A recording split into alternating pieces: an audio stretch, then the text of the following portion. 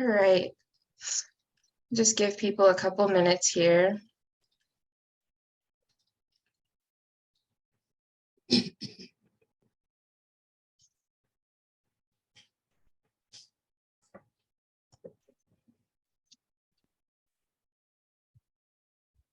So I'm going to start by sharing my screen just to go over a few housekeeping things.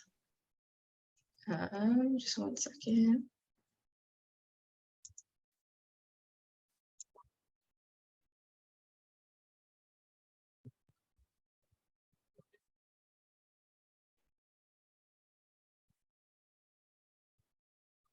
All right. Can everybody see my screen? All right. Yes. So hello, my name is Sale Varma, and I'm the Systems Change Program Manager at the Sexual Violence Center.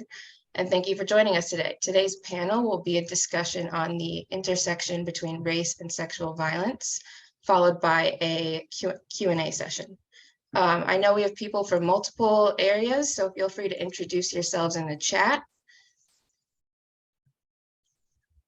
So I'm going to ask that people stay muted for the duration of the discussion to prevent any background noises, but please feel free to post questions in the chat throughout the discussion, and we'll try our best to make sure we get to all of them by the end of today's panel. We'll also be posting an evaluation link after the panel is completed. Just a reminder that this event is being recorded, and I'm joined today by our outreach advocate, Shannon Mahidi, who will be providing tech support. So feel free to direct any logistical questions towards Shannon or me throughout the panel. For those of you who requested closed captioning for this panel, there is an option in Zoom to enable those. You can go to the icons at the bottom and select show captions. I believe that if you select the tiny little arrow, you can change the font size. For those with smaller screens that can't see the show captions, you can select the 3 dots titled More, and you should be able to enable the captions that way. If you have any questions about this, please message Shannon or me. And so without further ado, I will introduce our panelists and moderator for today. So Tracy D. Wright is the Technical Assistance Provider in Communities of Color Leadership Project Coordinator with the North Carolina Coalition Against Sexual Assault for the National Resource Sharing Project. Her current work provides technical assistance and training to 56 state and territorial sexual assault coalitions. In this capacity, Tracy works with national entities to create a coordinated response to ending sexual violence, addresses emerging issues, and carves out initiatives ending sexual violence, specifically for communities of color. Ms. Wright holds a BA in Mass Communications from Shaw University and a Master's of Science in Print Journalism from Florida Agricultural and Mechanical University. In her spare time, Tracy is a political handler for a Wake County elected official and project lead for the Young Advocates Institute, which is a service learning opportunity that houses and trains 200 youth ages 13 to 17 over a weekend prevention, education, and leadership development workshops. Next, an Alabama native, Kenosha Davenport believes in a strong work ethic and is dedicated to serving others. Kenosha is the executive director of the Sexual Violence Center in Minneapolis, Minnesota.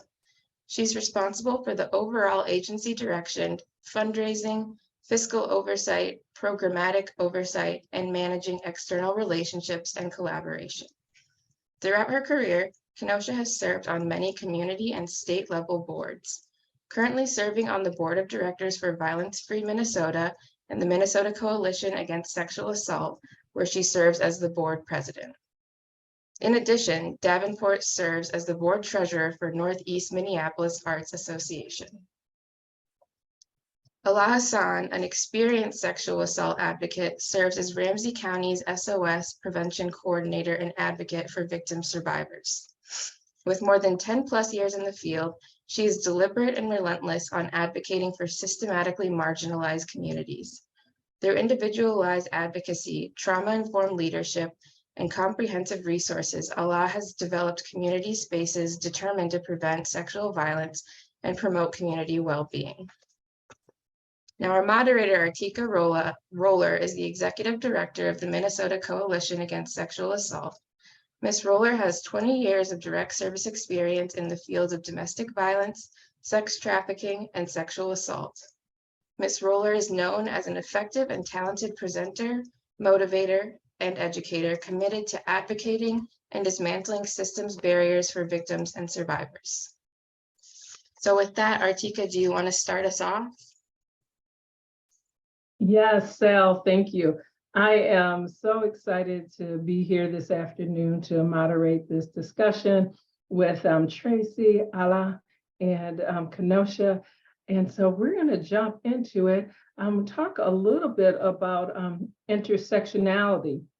And just to make sure that we're all on the same page, as we talk about intersectionality, it's a term that was coined by Dr. Kimberly Crenshaw to describe how different factors of discrimination can meet at an intersection that can affect someone's life. Intersectionality is not about just one aspect of someone's identity to another. It's about how people's overlapping identities and how they experience systems of power, oppression, and racism. So we're not just talking about Black women and pulling out their identity as women. And then on the other side, we single out and pull their identity out as being Black, but we're talking about how those identities actually affect them as they're experiencing systems of powers. Understanding intersectionality helps us understand the patterns of sexual violence even more clearly than we understand it already. It illuminates the reality that those who live at the intersections of multiple marginalized identities, the effects on them. So for an example, according to the National Crime Information Center, a third of 300,000 girls and women are reported missing, identify as Black women. That's 100,000 Black women and girls that are reported are known to be missing. And yet those cases often get little attention, and they're often ignored by law enforcement, national news media. So we have a population of victims and survivors that receive a different response from our society and our legal criminal system. So as we go into exploring this intersectionality and services for African-American women and girls, and we're going to start off with this first question. Again, intersectionality allows us to understand the barriers that people face when choosing to disclose or report their experience of sexual violence. For example, Black women are less likely to report their experience of sexual violence out of fear, not being believed, or not having access to culturally competent resources and services. So I'm going to ask the panel, and any one of you can take this question first. What has your experience been as a Black advocate in the anti-sexual violence movement?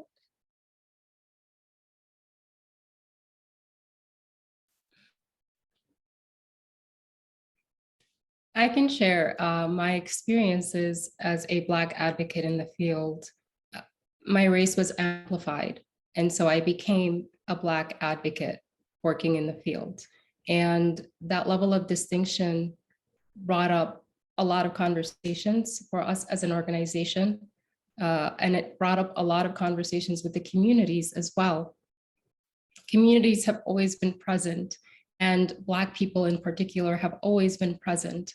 But it was during this time where there was an emphasis on race, as if this was something new, and we were now seen, and now we were recognized, and now attention and resources needed to come in order. So it was a time of, I've always been here, but now I'm being recognized. And it was a time of frustration for a lot of our communities who have been seeking our services and seeking many services for many years, for many years, and we have now received that level of recognition. So it was maybe a breath of fresh air as well, a level of exhalation and relief that we're now receiving attention and resources, but it was also trying and troubling that we did not receive that level of recognition before, especially noting the murder of George Floyd, which I know we'll get to later on, but that was my experience with that. Well, Hey, this is Tracy. Super excited to be here in this space with you all. And for me, my experience as a Black advocate in the anti-sexual violence movement has solely been shaped by my experience of being a Black child of childhood sexual abuse. And so I think about the constructs in which I grew up. I'm a poor kid from Bossier City, Louisiana. And I think about my lived experiences as a survivor of childhood sexual abuse and understanding that my family believed me and we were riddled with poverty and we did not have access to resources and all of the ands, right, of my life, and then the resiliency, right, from my family as well too, in navigating in that deficit. That is how I show up and present each and every day as a Black woman in the anti-sexual violence movement. That's what guides me. That's my touch point every day. And I will say that my experience has been liberating and lonely and exhausting, because I also understand that there are multiple truths in experiences. And so those are mine. thank you, Tracy. And Kenosha, I'm going to ask you to incorporate another element into your answer, because we know that you've been an advocate in several different states across the nation. And in your work as an advocate, how do you see race intersecting with sexual violence? Thank you for that question, Artika. And as you stated, yeah, I've been doing this. This next year marks my 20th year of advocacy. It has been quite the journey, much like Tracy said. It has been at sometimes a journey that's a little lonely, a little frustrating, and also liberating.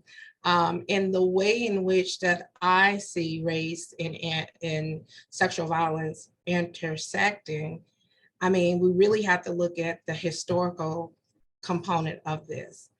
And this is, from the founding of this country, and still being at a place where our Native sisters do not have protections on their reservations when it comes to things like holding people accountable for the crimes that are committed in those spaces and places.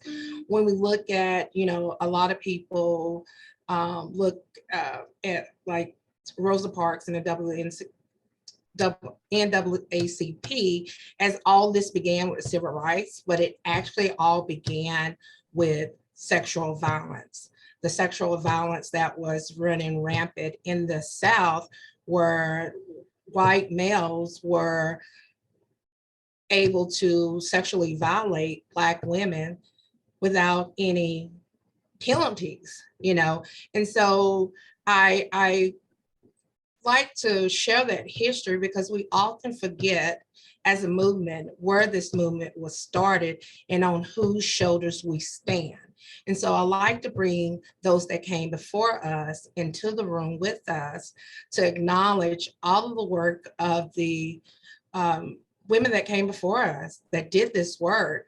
And I think it's important to recognize that the harm that the movement itself has done when we kind of look at race and sexual violence, the movement has kind of whitewashed the movement, and we don't know those histories of the folks that came before us.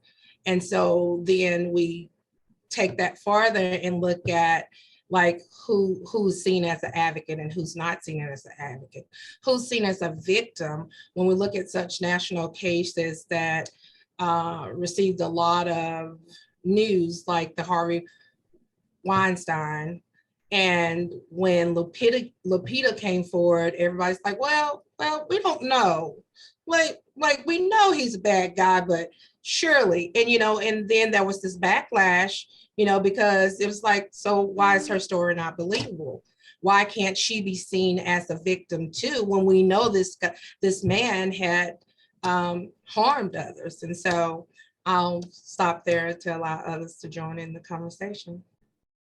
Well, thank you, Kenosha, for actually uplifting and centering the women that came before us that were doing this movement, and talking about the systematic erasure of our stories in the movement, and bringing the history of colonization, enslavement, which still has an impact, because we often hear, what does racism have to do with sexual violence? And so thank you for centering us and making sure that we are making those connections. As I move into our next question, and Kenosha, you talked about this as well. In June of 2020, 47 state and territorial coalitions signed on to the Moment of Truth letter. And this letter, which detailed the harms caused by the Main Street movement, and really articulated their commitment to move forward into the future by divesting from criminal legal systems and centering and uplifting women of color and BIPOC leadership within the movement. And so as we talk a little bit about this, I'm going to direct this to Tracy. How did we get here, and why does the problem persist? And have you seen significant movement after the Moment of Truth letter was published? How much time you got? No. Take your time. No, how much time? What is time? But I think that Kenosha just really grounded us in this understanding of, like, so when I read that question, my first response was, how do we get here? And then I had a whole lot of other questions, like, have we always been here? Right? Like, has there been any movement? So in thinking about that, and being reminded of what Kenosha lifted up, is I think one of the reasons why we are here, especially in this movement and talking about it in this way, is because for so long, there has been an attempt to do this work solely focusing on sexual violence. And I think that in order to end and really all forms of gender-based violence, we have to dismantle racism and oppression. And I think that we have given a lot of lip service to understanding the root causes of harm, but not a lot of practices on how to do that. A lot of unlearning of even the infrastructure of the work, right? We're talking about crisis, like our work is built off crisis, right? Which therefore creates a level of trauma. And then if you think about the incidences that you lifted up of Black women who experience this, so we got cultural trauma, historical trauma, all these traumas manifesting, and then to be able to do the work, those things have been minimized. And I think when you get an instance of a catalyst, I would call, in the moment of truth, for me, like in perspective and coalitions, I think it was interesting because to me, it lifted up a lot of performative allyship and commitment in understanding how racism intersects with sexual violence. And I think that people wrote all these statements about what they were going to do. And that's beautiful, right? To write statements, support. It's the same way I feel about policy. We can't policy our way out of sexual violence by things that are written. The real truth is, how are you going to let go of practices right, that have silenced the real lived experiences of Black people. And I think that if we were to go back and look at the folks who signed on to the letter and what real institutional changes has happened, I think we would then sit in a lot of grief, because it's one thing to write it, but what is the thing that is needed to practice it? And I think the hard truth of that is also acknowledging when you sign on to something that was written explicitly as it was, that meant somebody needs to go home, right?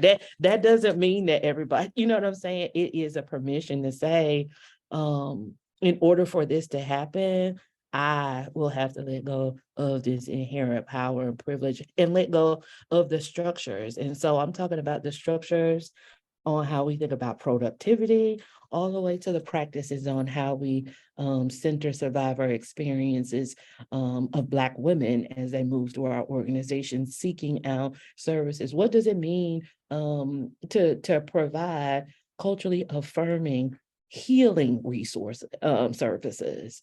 And so I think that when you get a letter like that, you get a catalyst to the movement. We saw everybody writing a letter. And now, months later, maybe years later, 2 years later, everything is back as though it never even happened. Like those commitments have shifted, right? We're back to picking up the pace and reinstating ourselves into those harmful practices that were before COVID, George Floyd, all of these things that can help us to shift how we do our work.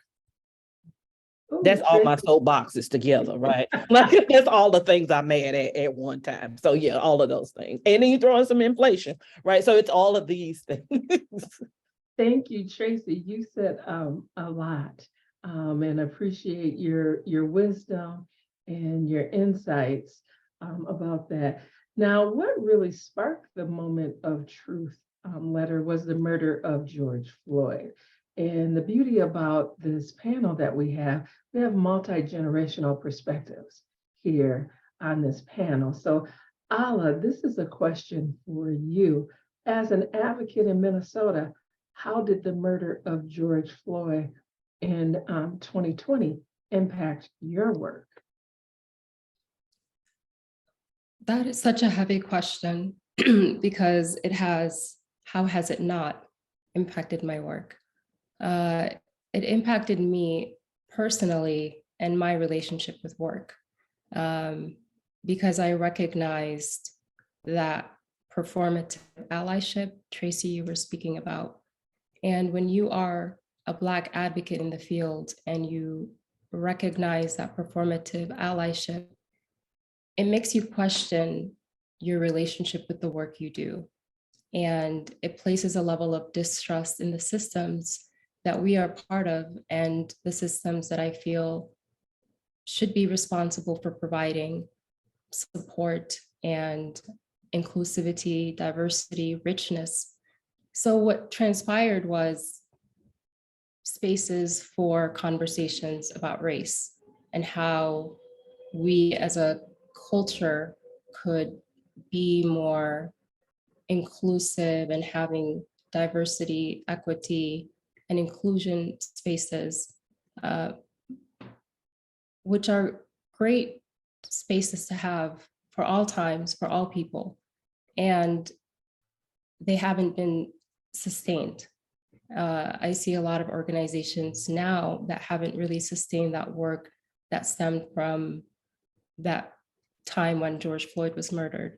So again, it goes back to that performative allyship, and it goes into what has happened to shake us up enough to do something different, where we are providing a trauma-informed approach in leadership in a system, and we're being action-oriented and not just the written word, right? So the impact it had on me was in that way, and my relationship with work. And it just also, I felt motivated me to recognize more of what I can do for all communities, namely mine. and to make sure that we have the resources, that I am a resource for the community, that I am still committed to the movement, I'm present, I'm here, and whether folks have access to us or not, we are present in the community and we're not closing down. So SOS in particular remained an active resource in the community to make sure that we were present for everyone, whether through virtual means, through in-person means, and working in whatever way to adjust to the culture that has changed. So we recognize as an organization that we need to do more. And I felt like we were committed and are doing more by having a diverse advocates, having advocates from the communities that reflect Ramsey County, many spoken languages, many cultures, many diversity identities, just so we can reach all communities and make sure that we're all part of the struggle and part of the solution. So I feel very hopeful as well that there are spaces and communities that are doing the work and showing up by having diversity in staff, diversity in leadership, and shaking up the systems that really were not in place for us from before, and especially during the murder of George Floyd. And I want to also add that it impacted my perspective on the field of domestic violence and sexual violence as a whole. And I recognize that there are so many of us actually in this field. We are siloed and we are, however, present. And what we need to do is continue connecting, building spaces where we could feel part of the movement, where we feel like we are part of the network, part of the solutions. And so I'm excited and I'm hopeful that there are spaces that we will continue creating and having to make us feel that level of community and that level of connection that could not have been shaken up even after the murder of George Floyd. And thanks, Alla, and I appreciate you really centering the thoughts about how representation does matter, and that and representation of people, but also thought and strategies, and ingraining those strategies in the work so they can be sustainable, not just performing, but really having some metrics and measurements for sustainability is important as we move forward. Well, Tracy, I'm gonna dig into this a little bit further and expand this question about George Floyd's murder, because not only did it impact Minnesotans, we were kind of the epicenter of this movement, but it was a national and an international movement and impact as well. Tracy, what changes have you seen in your work since you work across the nation with victims and survivors in programs that are delivering direct service? And so, what have you seen? What has happened? What has changed? What has remained the same after the murder of Mr. George Floyd? I think for me, from my perspective, is I saw a shakeup in an understanding that this sort of harm can happen. And I'm saying that explicitly when I think about white counterparts, right? I think this has been an understanding around that Black people have known. And I think that for me, I, for one, was extremely grateful that we were in a remote working space to be able to take care of myself throughout, and had that, to me, was my strategy on navigating conversations, right? I was grateful for that because I wasn't necessarily sure that what would come from white counterparts. And I think for me, as a result of that, nationally, what I came to understand after the murder of George Floyd, the outpour, the outcry, is that I have lived with the assumption that organizations that work to end sexual and domestic violence are social justice organizations. And their response or lack of response let me know that they are not. And it gave me a space to be able to reflect on my time in the anti-sexual violence movement. I've been in my coalition for 18 years, and I've seen Black women leave this work heartbroken and sad and exhausted. And it was because we assumed that because they were working on sexual violence and domestic violence, that they also cared about social justice issues. And I think the response indicated that it didn't. And so for me, I think when you look at the response and the aftermath of how things are still now going back to the same, those moment of truth letters, like people struggle even to figure out how to implement any of the things that were in those letters, right? From the investment to law enforcement, right? All of those things that were lifted up. And so to see things just move back in a different way has been an opportunity for me to grieve and also take care of myself along the way in order to do the work in the long haul, right? So that's what I think, like, all of those pieces kind of led me to. And I think for me, I think that was the hardest part about George Floyd was I assumed that all this time, I assumed that we were social justice organizations, all of us, right?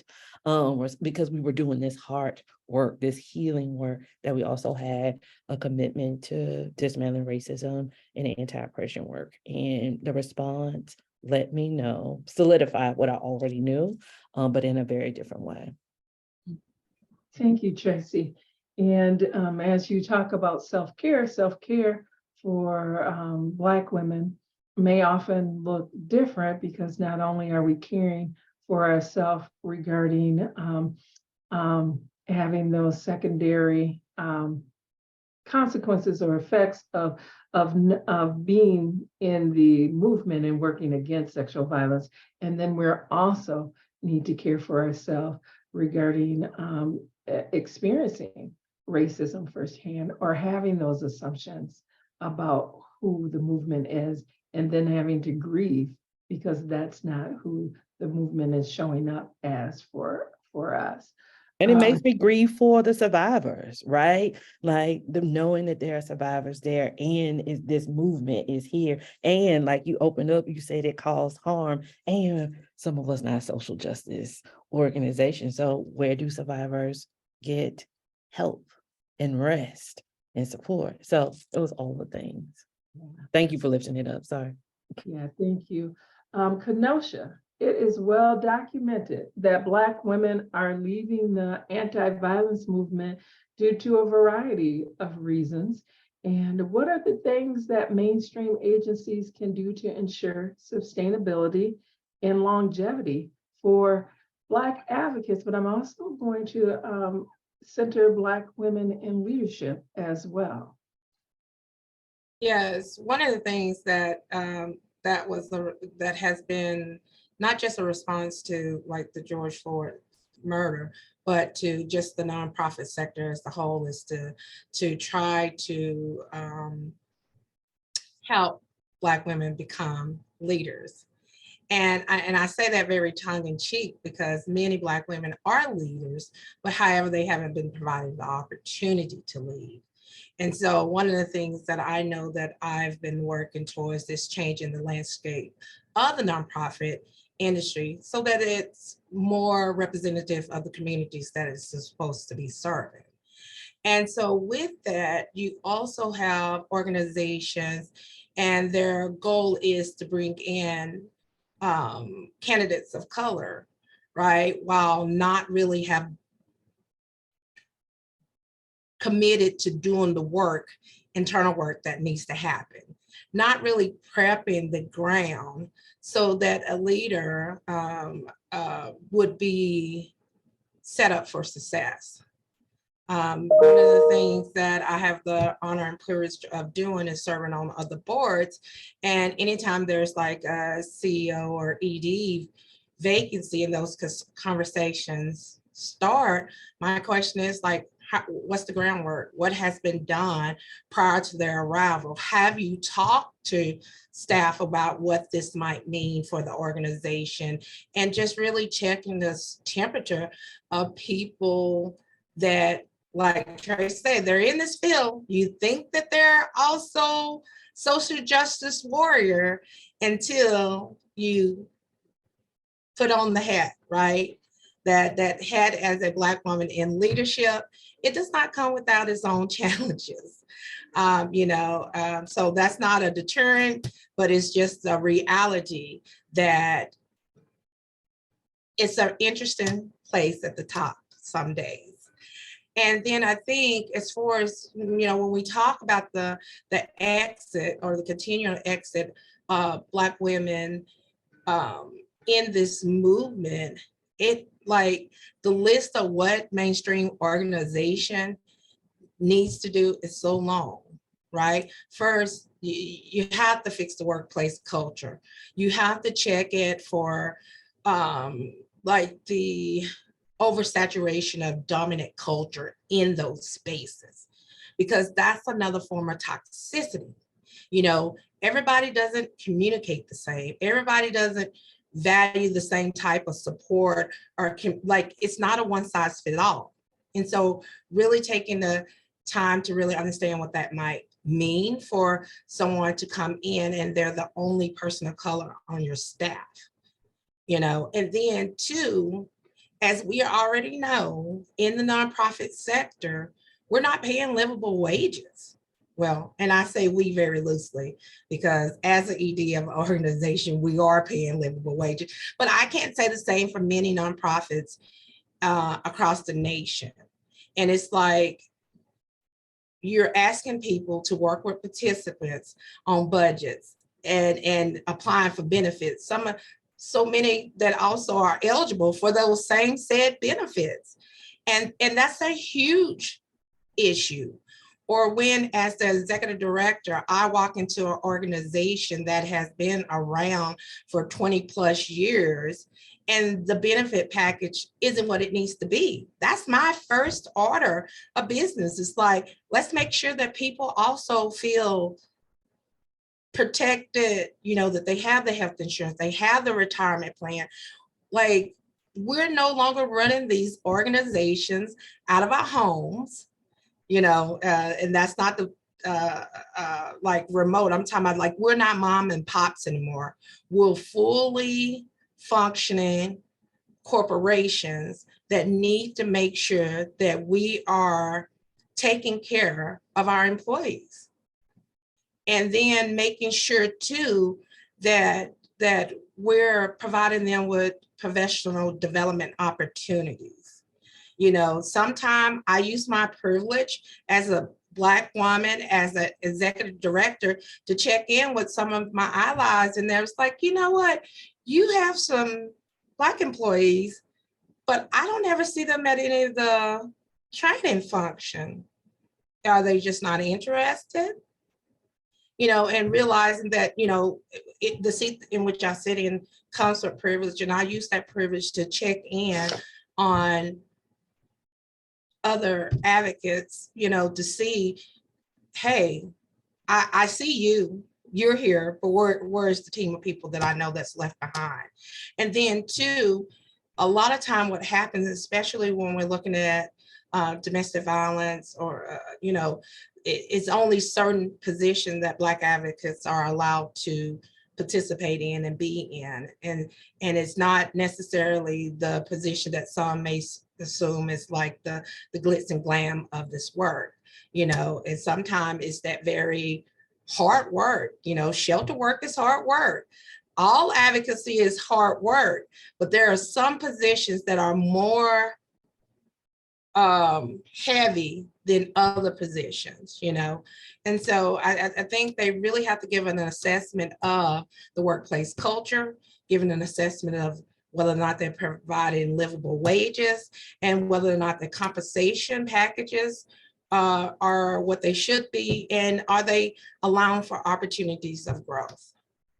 Yeah, thanks for highlighting the complexities of what needs to be done to create sustainable environments within the movement for advocates. You really highlighted individually the professional development, organizationally, what we need to do to provide healthy work environments. And then there is that big picture within the movement. What are we doing to ensure that the movement is not spewing toxicity within the environment that makes it difficult for Black advocates to do their work and to stay in the movement, because that's the goal. That what do we pass on to the next generation? Because we will all be gone at some point in time. And what are we leaving for our new advocates to continue to do this work? So thank you, Kenosha, for always sharing words of wisdom and insight. Tracy, this is another question for you. You've done work in North Carolina. You've worked with the Resource Sharing Project across our nation. What types of barriers to services have you experienced when trying to help victims and survivors both locally and nationally, specifically focusing on the needs of Black women? Oh. How much time you got? No, again, a big question. I think the barriers, the number one barrier, I think, is that we have got to figure out how to believe Black women and their experiences around domestic violence and sexual violence. And I say that because when we believe them and value their survivorship, I think that we can start to explore culturally affirming resources and tools that lead toward their healing. I think a barrier in service provision is that we really do have to figure out how to take care of people's basic needs. Making sure, and that goes back to everything Kenosha lifted up around pay and access, because I believe that if we can help and to do this, right, we got to let go of all of the things that do not work for survivors. I think in mainstream organizations, from coalitions to local programs, we create a whole lot of stuff that nobody asked for. We like, oh, this would be a great idea. However, did we ask anybody would it work? Or if that's anything that they would want? And I think if we lean into asking people what we need, we then, right, we have to then let go of all these practices that we have put in place that do not work for people. We live in a time where we have the opportunity, right, to rebuild and innovate and give people what they need that leads towards healing. One thing that I've just been really interested in is the increased conversations around housing and sexual violence. Housing as a tool, get this, to heal from sexual violence. You damn right, I can heal if I know I got a place to stay. Right. And I think about my own personal journey as a survivor.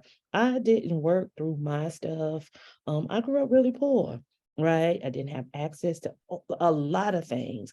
And once I had some money and a health insurance plan, I was like, you know what, therapist, come on, let's talk. What meds you got? Right. But it wasn't until all of those factors that we need, right, to be human beings were filled, then I was able to embark upon a hard but needed healing journey. What if our services did the same exact things, right, in that way, and acknowledging the harm that has happened to Black people? And I think we can't stop dismissing. I think I'm in so many spaces where people are like, well, why are we still talking about race? Because race still exists, right? Racism still exists. And so I think that the barriers are systems approaches, old practices that do not fit the need of Black women. And I think if we can make that a priority, and we have to make that a priority with our organizational infrastructure, and it has to be adequately communicated to funders. This is the work that needs to be done. And we have to build a capacity to also understand that funders, the infrastructure of harm is not going to won't fund the work that's really needed to do. So how do we really start to explore different means to do this work? And how do we let more people into the work? Because for one thing, it's too heavy for mainstream, for the selected folks to carry, right? The selected rape crisis. And it's like, we really do have to figure out how to build more of a collective approach. And I think that will help the response to services that are really needed in our communities. All right, thank you, Tracy. Alla, as an advocate and a direct service provider, what would you say is the number one problem that needs to be addressed regarding the treatment of Black victims and survivors of sexual violence? I think it goes into intersectionality. What we need to do is we need to emphasize intersectionality as a real concept that exists.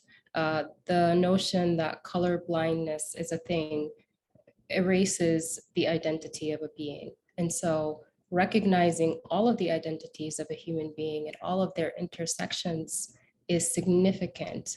We do a better job when we see a human being as a whole. And a Black woman is a woman who is Black. She's both things, and those are intersections. So recognizing her race and recognizing her gender, both in serving her or them is important. When we only serve someone based on one aspect, what we're saying is that this is something that works for everyone. This is a service that works for all women. This is a service that works for all Black people.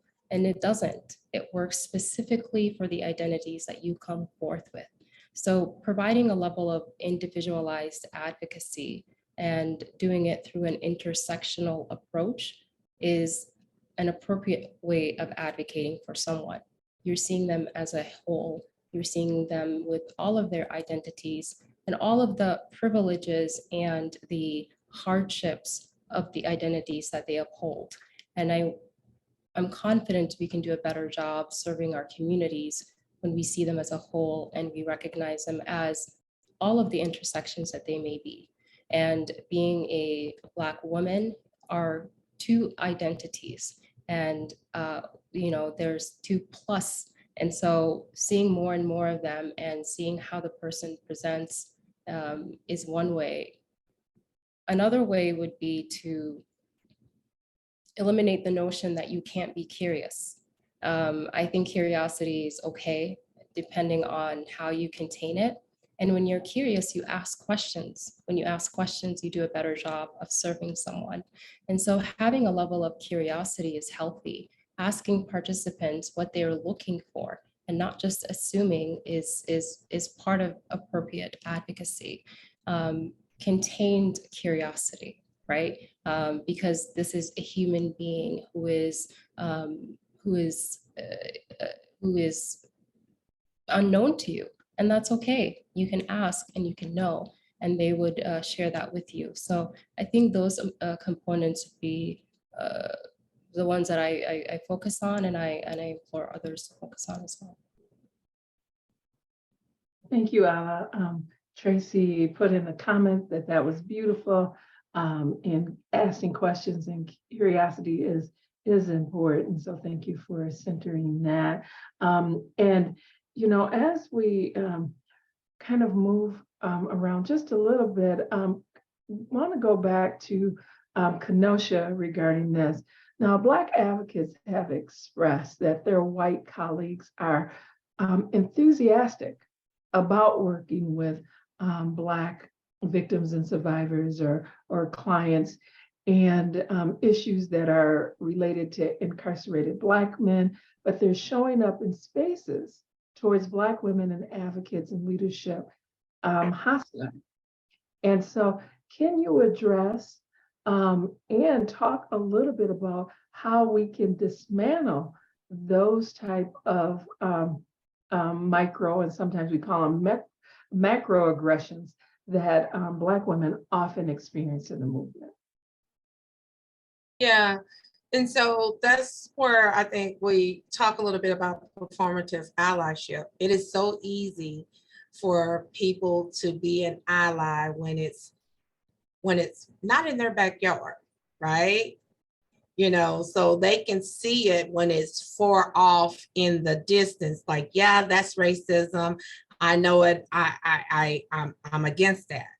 But when you bring it closer to home, that office setting, those micro, or like you said, macro aggressions are just like, oh, you know, like, oh no, that's not racism.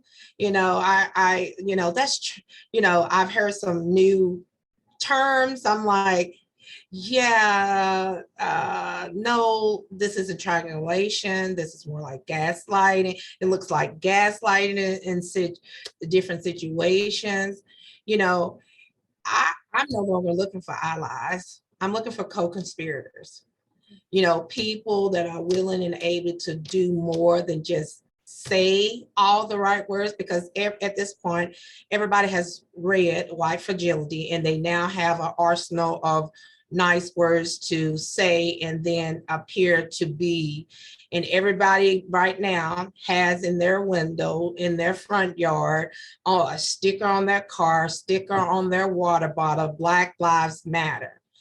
I'm looking for co-conspirators that are willing to put in some action and work, even when it causes them something. Because then you're not utilizing your privilege. If they're going to be some uncomfortable situations. There are going to be some situations where someone that was your friend is no longer your friend because you called them on it. It's not okay to see them perform badly. And it's like, well, you know, that's my friend and she's really nice. No, that's very problematic behavior or language, and have that conversation, because if you're a true friend, you should be able to be real with them. And so I think people have to realize, like, where do you want to go with this? Are you just going to say all the things, or are you going to begin to do some things? And what things are you doing? And by gosh, please stop calling each other allies, because you don't get to call yourself that. You have that place as an, you know, based on past and previous action. So for me, when somebody's like, I'm ally, oh, I'm like, oh, that's a red flag for me. You ain't got to say no more. For me, I'm looking for co-conspirators. When we did some work with the Minnesota Indian Resource Center, Indian Women's Resource Center, we talked about companion planting, you know, and what that means. Two crops that are both needing to grow being placed side by side so as to benefit one another, you know. And so it's not like, oh, well, we're trying to get this dollar and they're trying to get this dollar. No, we're all working collectively together to end sexual violence. And how can we do that in a way that really demonstrate that we uphold the values of this movement, right? And then for people that are still saying, well, I still don't know enough. Is there another book I can read? Is there a book club I can be a part of? I'm like, yo, this isn't new. We've been dealing with racism since the founding of this country. How much more do you need to learn in order to be better? You know, and if you, and I just think there's just so much work that needs to be done here. And you have to be open to honest conversations without the fragility. Because if I can't provide you feedback without then now I have to take care of you, that I can't even express my frustration, right? Because I often tell people, like, I don't get the luxury of being passionate about many things because it's going to turn into, oh, she's an angry Black woman. I'm like, no, I'm just as passionate as any other advocate in this movement, in this field. So why isn't that passion accepted for passion? Why is it aggression? Why is it anger? Or they'll say, like, oh, well, Kenosha leads in a certain type of way. She absolutely does lead in a certain type of way. And it's okay because we can't all be the same. That's not how we are designed, and so really understanding the harm that they've done and willing to hear it without reacting. And then reflecting on it and then showing up the next day better than the day before. Yes, thank you, Kenosha, because there's nothing like calling someone out and then 3 weeks later, you're still dealing with that issue or that problem. Tracy, you had dropped in the chat. I'm going to ask you to expand on that a little bit. It's a privilege to get a title that you did not earn. So I'm going to ask you to expand on that comment. Oh, think about all the people, in particular, white people, like, I'm an ally. A title but to Kenosha's point is that has to be earned. Like, has anybody called you an ally? And it's something that is so popular and mainstream until people yeah, that's me. And so can you imagine, there's very little spaces. I don't think there's no spaces where Black people can be like, oh, I'm this. And then they'd be that. So I think it is privilege with the word because people get it. They didn't earn it, but we heard other people say it. So yeah, that's what I'm gonna be. Yeah, it's privilege to be able to do that. Yeah. And I think that sometimes we see it and they cross the line into that savior mode. So not only am I an ally, I need to tell you all the wonderful things that I have done in my allyship to prove that I'm an ally as well. So thank you, Tracy, for that. Alla, I'm going to ask you if you have any comments regarding this question. Yeah, absolutely. I think it's such an important conversation, right? Who considers you an ally, and when do you consider yourself an ally, and why do you consider yourself an ally? And so it's all based on who's placing that title on you, right? And it's typically someone who is in a position that is unfortunately in need of more support from someone who may have privilege to possibly pull them out from there, right? So that's kind of like how allyship works, where you are aligning yourself with a group of people who need your support and need your resources and may benefit from your privilege. And so they get to determine whether you are an appropriate ally to them. They get to determine whether you are a safe ally to them. When you provide yourself as that title, that is saviorship. And that is that privilege which comes in, that white privilege, and I'm here to help you. No one has asked for help. No, I'm here to help you, and this is the way I'm going to help you. Well, this isn't the way that I want help. Well, this is the way we're providing help. If you don't want help, you're not looking for help. And that is typically what ensues. And so communities are recognizing that they are allies for each other because they are part of similar struggles. And what we want is for our systems to recognize we place our allyship to you, and we place our allyship to other communities who may support us or we want to support us. We get to decide. You can't come into someone's house and say, now this is my home. Well, you can. This is so funny. Well, what typically tends to happen is that's what the colonizer mentality is. You're coming into someone else's home and you're saying, now this is my home. I'm here to help you get out of your situation. I'm here in my own home, secure, and that response is a very confusing response. And so if I'm someone with low resources or someone who's marginalized, that might make me feel like I need to depend on this entity for support. And that can be a very parasitic relationship as well. But it is a fine line between saviorship and allyship. And I want communities to recognize we each individually get the choice to consider who is an ally or not, based on our needs, based on our practices, based on our safety, based on our culture, based on so many other factors. So ask for permission and have conversations, not about allyship, but ask conversations about what support is needed, what resources are needed, because it could be something as simple as that. We just need a particular resource or access to resources.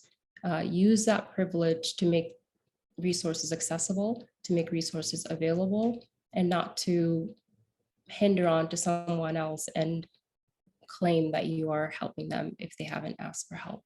So those are just my thoughts on that. Yeah, thank you, Alla. Now I see a lot of yes and amens and finger snappings in the chat. So there will be a time for you to ask questions as well. So we're going to ask for some audience participation in a few minutes.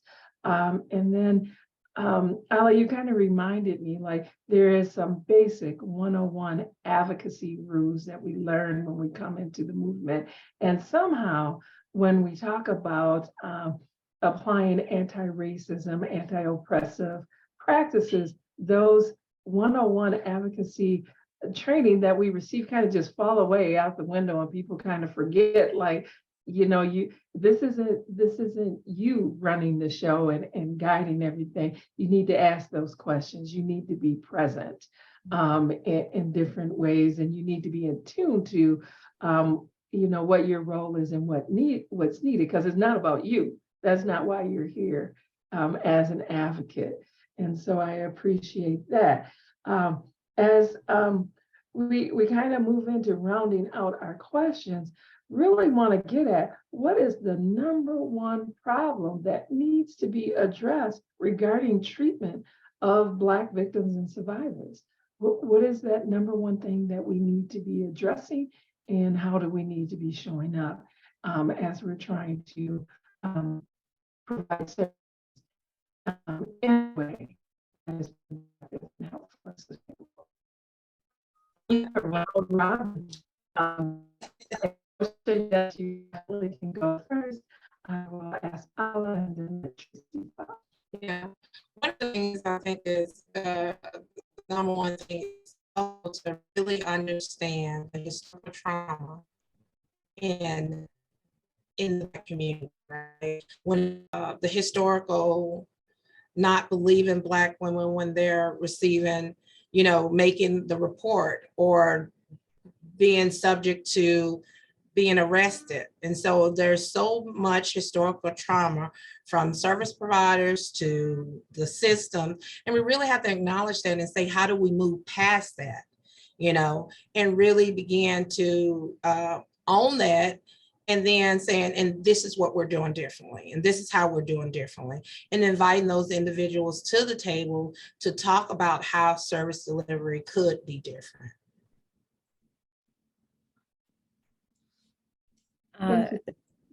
Thank you. This is Alla. So to add to that, I want to say that for me, I will say it's leadership. I think leadership needs to maybe just sit with themselves and ask themselves if the role in the 40 plus years of their experience should remain the same for the next 40 years. And recognize that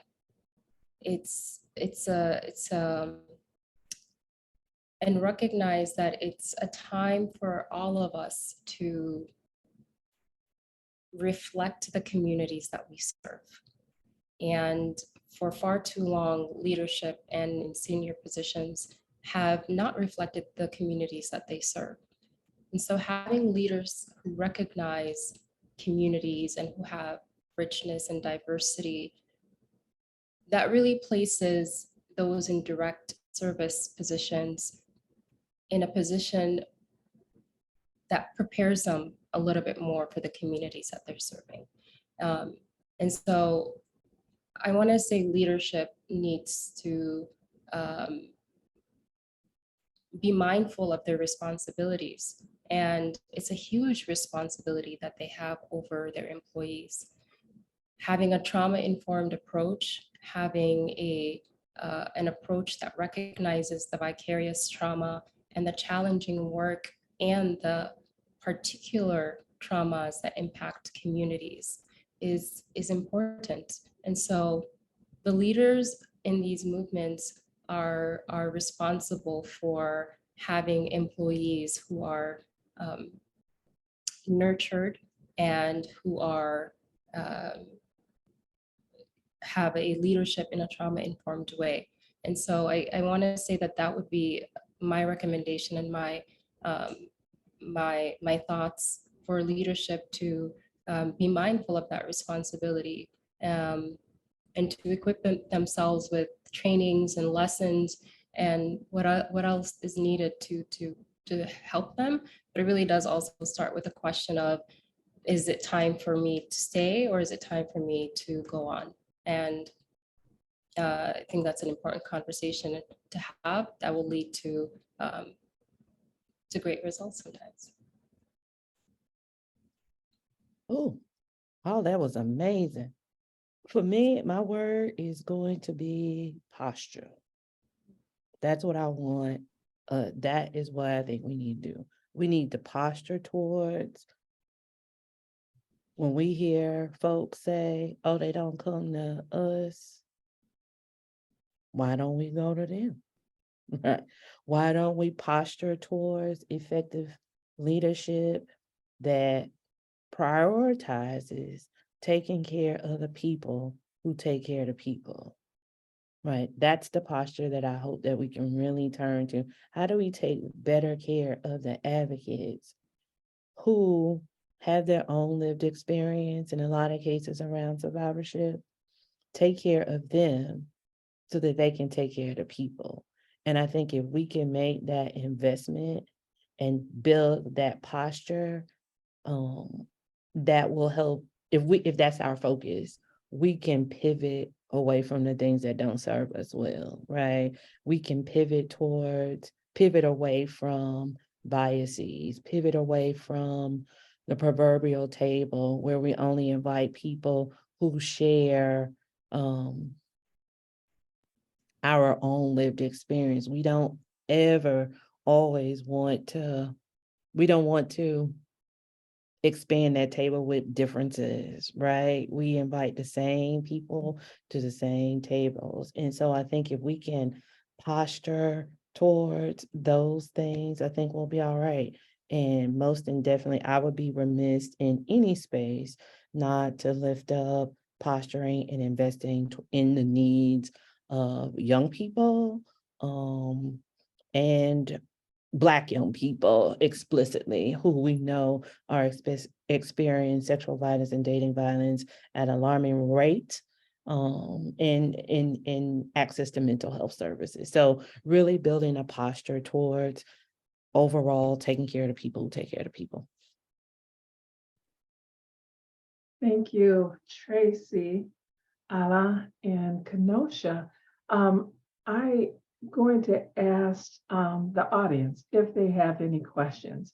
And I know I've seen a couple of folks that I've worked with that work at NCCASA and SVC. So I know that you have had some firsthand experience related to this topic. I want to make sure that we are hearing from our community and possibly giving some information and resources that will be helpful as you take some of this information and move forward. I know that we've talked a lot about different topics, but this is your time. This is a safe space for you to be heard and get some questions answered. So I think that Sal is managing the chat.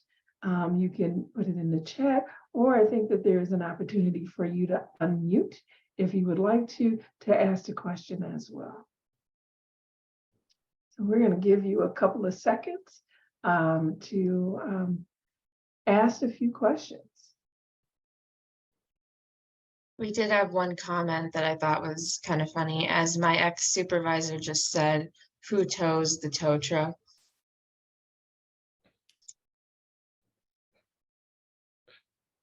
Landon, did you have a question to add? Yeah, mine is somewhat in follow-up to Alla's about leadership being more in tune with, I'm not sure social justice, but just recognizing privilege and raising up those who aren't historically seen. My question would be, how do we keep leadership accountable to following through with that? If I have a supervisor, if I have a CEO, a director who is giving microaggressions, who is, I guess, creates an unhealthy work environment, I guess I'm looking, how do we keep them accountable? And then maybe some advice on, do I stick and hopefully invest in that company to raise it up? Or should I look for others who I feel best serve that mission? And how do I, we already are losing so many people. It seems like, how do we stay involved and keep people growing the field rather than just giving up and switching to a new field? Thank you. Thank you, Landon, for that question.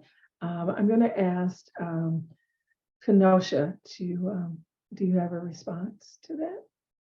Yeah, I think it's very important that organizations have multiple methods in which people can communicate and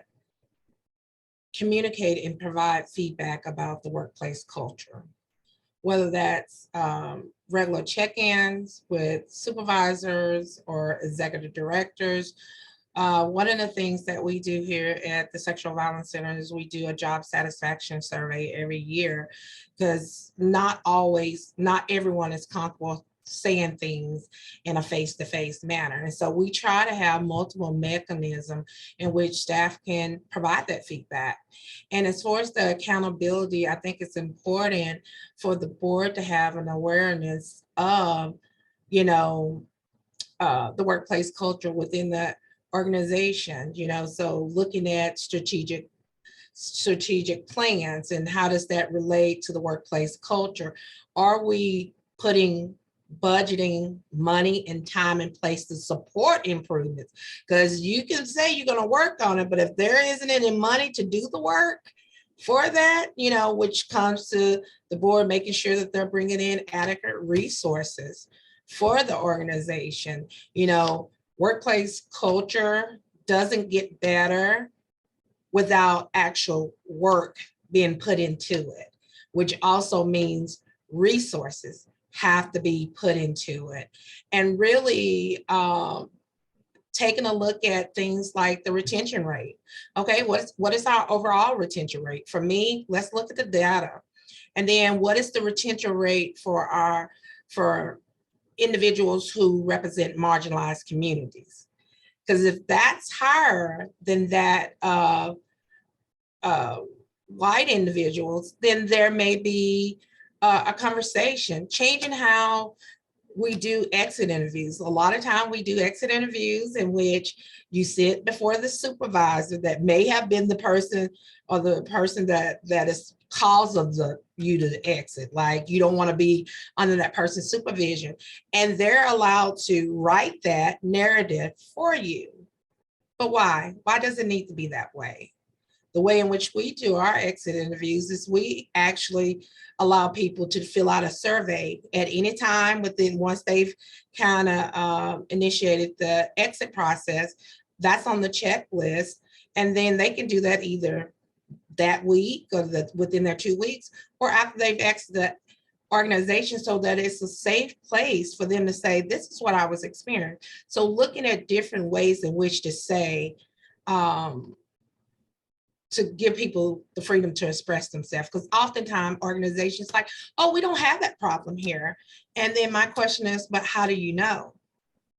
By what mechanism have you provided to people to kind of express that? And then what happens with that once they've expressed it? Like, are you bringing that back to the organization and saying, hey, we're starting to see a theme around communication. We're starting to see a theme around the over-identification of occupational identity, right?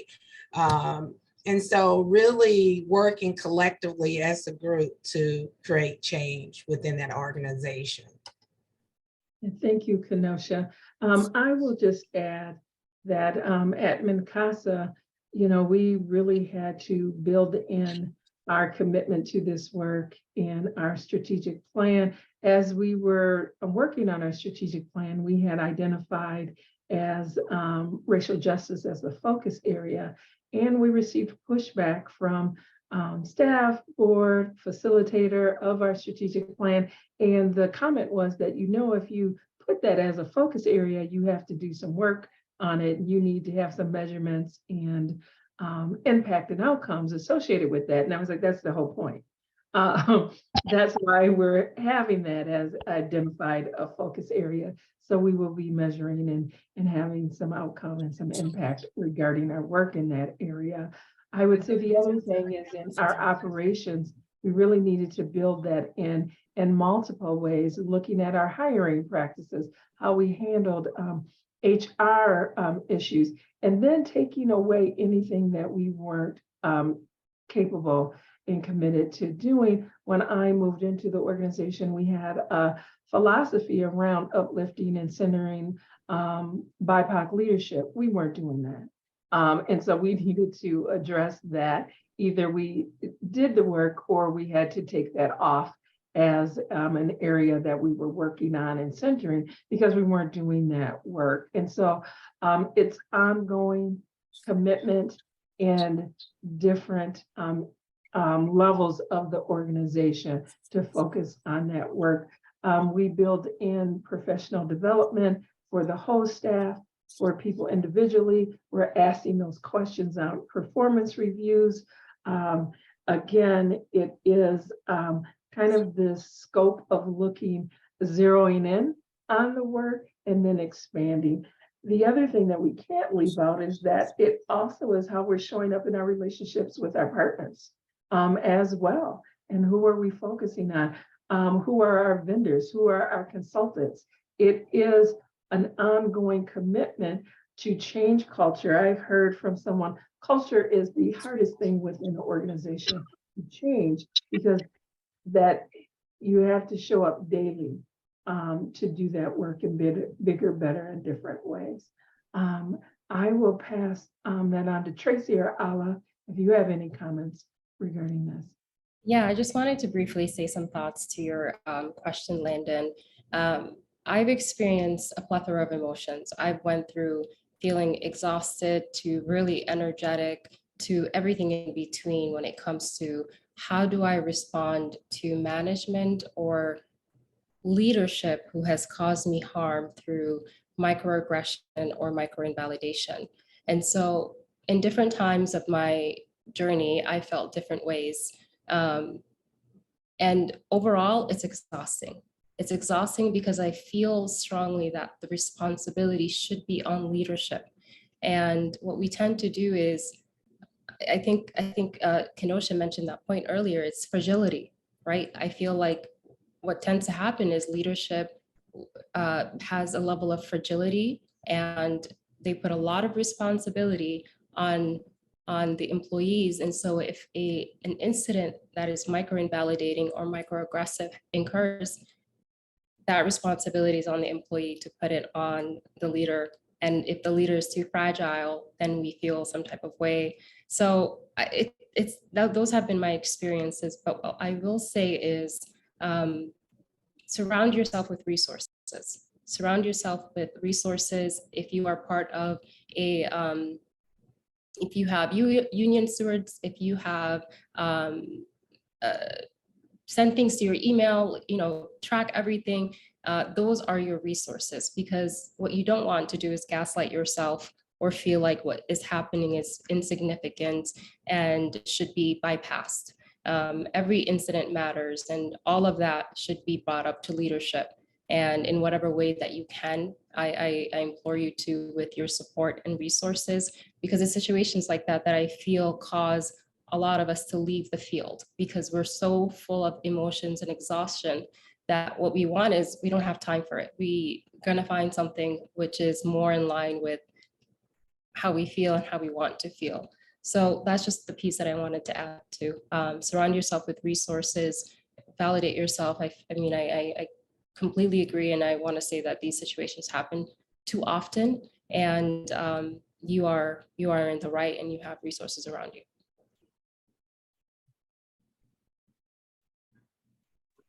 I have another question if we wanted to maybe do at least one more. Would that be okay?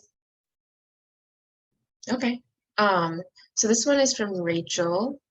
In thinking about that temptation toward performative allyship for white people, do you have any touchstone questions you would suggest white staff use as an internal check to their motivation/intent in bringing forth an idea, suggesting a project, volunteering a comment in a space related to racial justice work?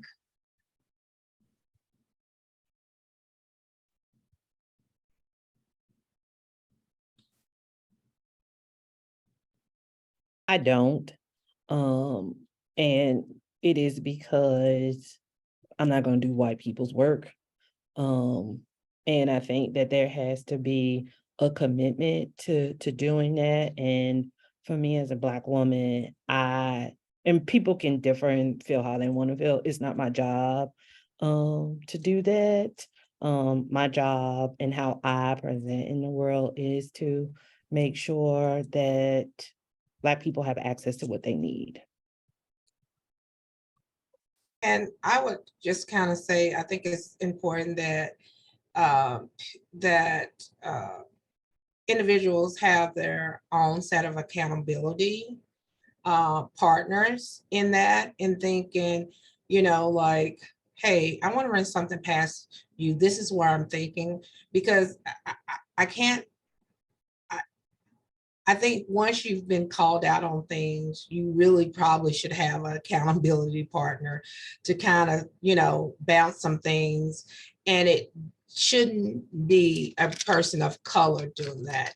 And so finding another co-conspirator who can check you when you're not on the right path, I think would be good.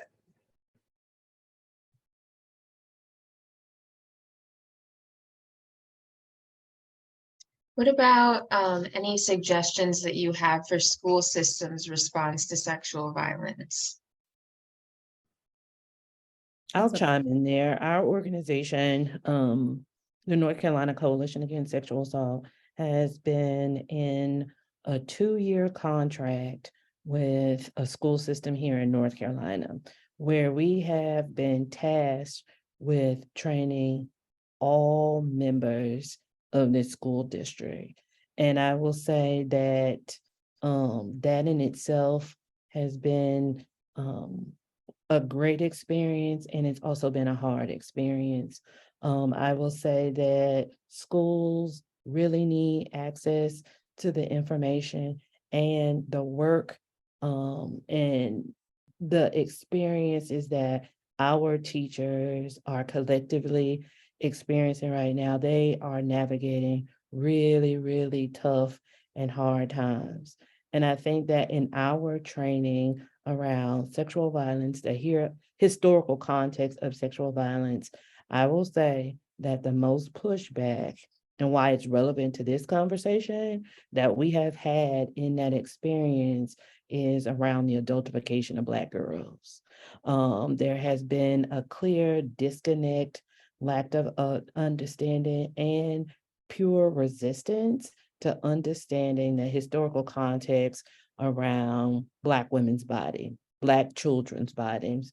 And so I think that for me, I think that we have to continue to engage them in these conversations and continue to be a resource to schools, because the work that teachers are doing, it is hard, it is needed, and they need access to us, and we need to be supporting them. Thank you, Tracy. There is a comment in the chat that I'm going to pull into the conversation with a little bit of hesitation, but I'm going to do it anyway. George Floyd Square has really allowed me to evaluate this situation where Black people are doing the same work in the same space, but no one works together. I feel that they are wasted resources by separating themselves. I feel we could really do more with less if we were come together and share collaborative partner with one another, but we fail at this often. I'm going to put that in this space for the panel to comment on.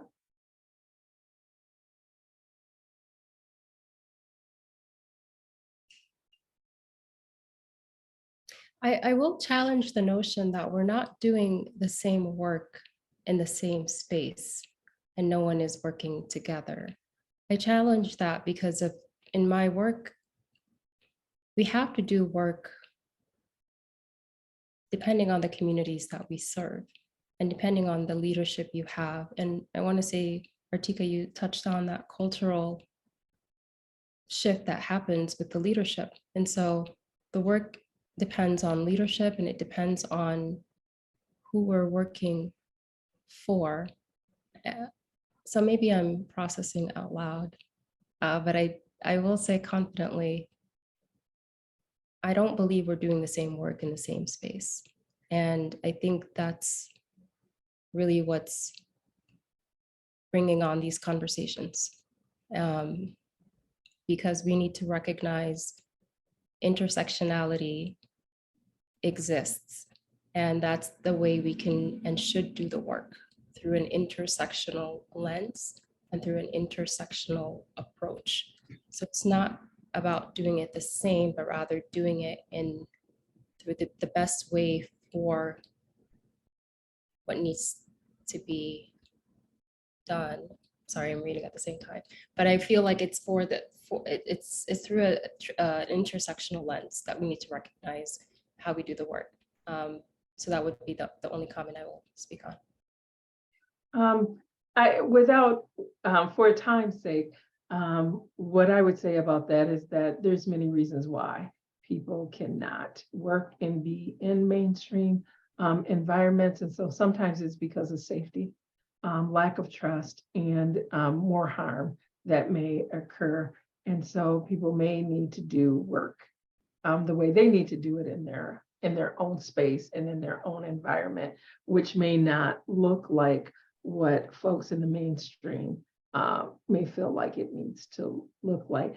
We're going to round this out. I thank you for your participation and asking your questions. There was some good questions. I would like to, at this point in time, just have some last comments from our panel. And so panelists, if you have any closing thoughts on this discussion, we'll limit it to less than a minute, or if you have any advice for new advocates, Black advocates that are coming into the movement as well. So closing thoughts and any advice for new Black advocates that are entering the movement. All right, I'm happy to start that off. So for new Black advocates coming into the movement is find your community, right?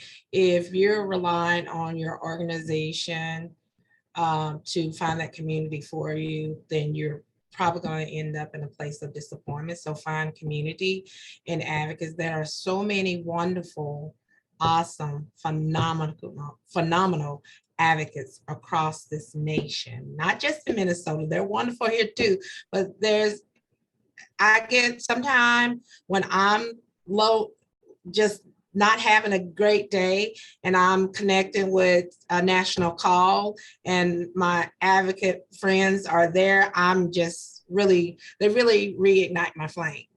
And then two, find mentors. You know, the ability to find great mentors to help cheer you on, to help provide constructive feedback when it is needed, and to provide you with resources is just critical.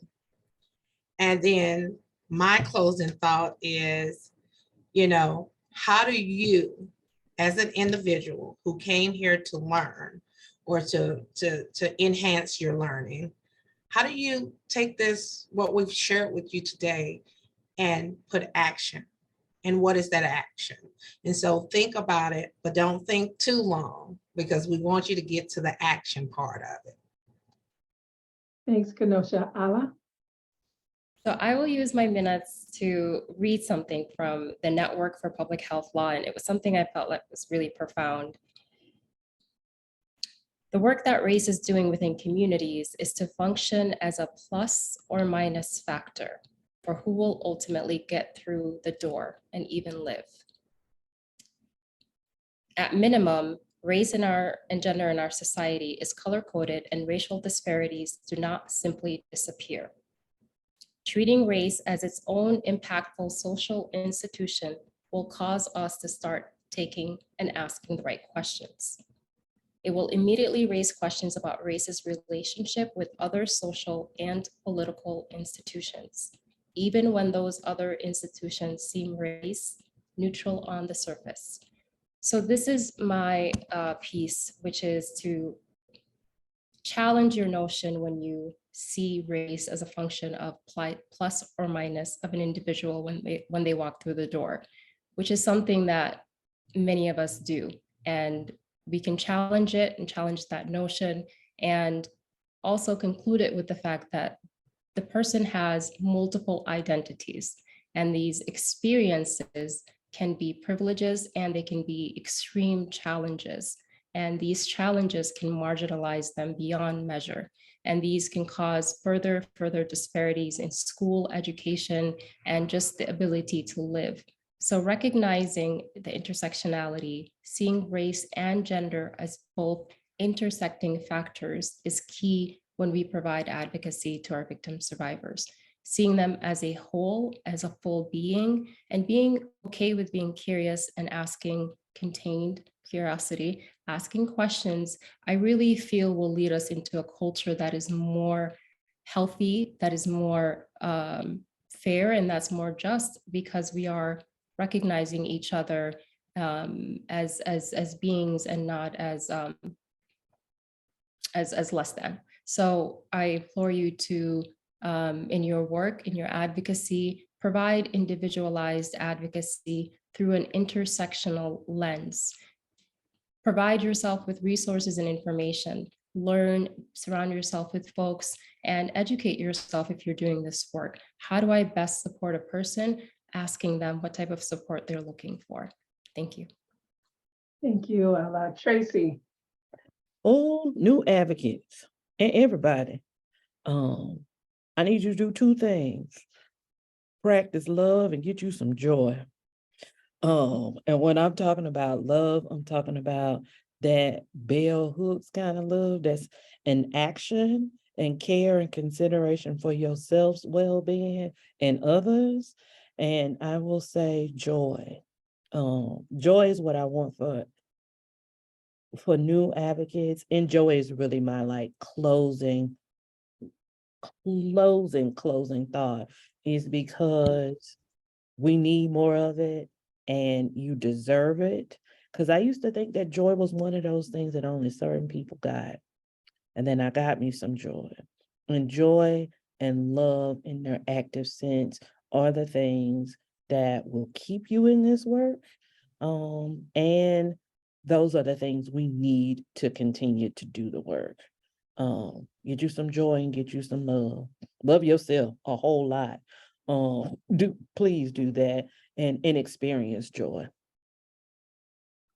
Well, ladies, it's been an honor and a pleasure to share this space with you. Thank you for sharing your wisdom, your knowledge, and inspiring us. I will turn it over to Sal with appreciation. Yeah, thank you to our panelists and moderator for joining us today. Thank you to everyone who joined to participate today. We're posting an evaluation link in the chat. It's a few messages back if you scroll back, but I will also be sending an email with that evaluation link in it as well, so you can look out for that. I'm sure you noticed there was a recording mishap, so I'm gonna have to edit 2 videos together, but it's coming.